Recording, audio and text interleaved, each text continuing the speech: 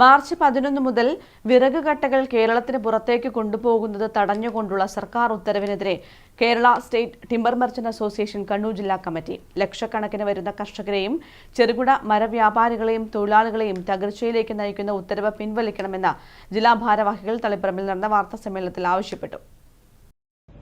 ജില്ലയിൽ പ്രവർത്തിക്കുന്ന 16 പ്ലൈവുഡ് കമ്പനികൾക്ക് അസംസ്കൃത വസ്തുക്കൾ ലഭിക്കുന്നില്ലെന്ന പേരിലാണ് KV സുമേഷ് MLA നിയമസഭയിൽ വിഷയം സബ്മിഷനായി ഉന്നയിച്ചത്. തുടർന്ന് 1985 നിലവിലുണ്ടായിരുന്നതും ഇന്നില്ലാത്തതുമായ നിരോധന ഉത്തരവ് പൊടിതട്ടിയടിക്കുകയായിരുന്നുവെന്ന് വ്യാപാരികൾ ആരോപിക്കുന്നു. മാർച്ച് 11 മുതൽ വിറക് കട്ടകൾ കേരളത്തിന് പുറത്തേക്ക് കൊണ്ടുപോകുന്നത് തടഞ്ഞുകൊണ്ടുള്ള ഈ ഉത്തരവ് ദൂരവ്യാപകമായ പ്രത്യാഘാതം സൃഷ്ടിക്കുമെന്നും വ്യാപാരികൾ പറയുന്നു.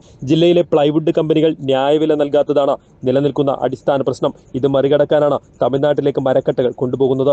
അവിടെ നിന്നും നല്ല വില മരവ്യാപാരികൾക്ക് ലഭിക്കുന്നുണ്ട്. പുതിയ ഉത്തരവ് കർഷകരെയും ചെറുകിട മരവ്യാപാരികളെയും തകർച്ചയിലേക്ക് നയിക്കാൻ മാത്രം ഉപകരിക്കുന്നതാണെന്നും ഇത്തരം നടപടികൾ പിൻവലിക്കണമെന്നും ഇല്ലെങ്കിൽ സമരപരിപാടികളുമായി മുന്നോട്ടു പോകാൻ നിർബന്ധിതരാകുമെന്നും Kerala state timber merchant association Kannur ജില്ലാ ഭാരവാഹികൾ വാർത്താ സമ്മേളനത്തിൽ തളിപ്പറമ്പ് പറഞ്ഞു.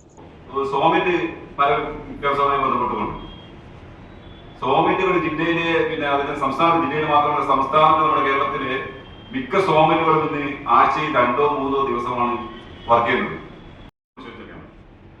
അപ്പൊ ഈ ഒരു വിഷയം സാങ്കല്പികമായി ഒരു നിർമ്മിച്ചെടുത്ത മരങ്ങളൊക്കെ വിൽക്കുന്നത്.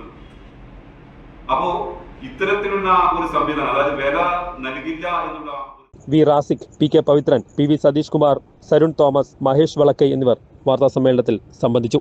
News bureau, Taliparamba.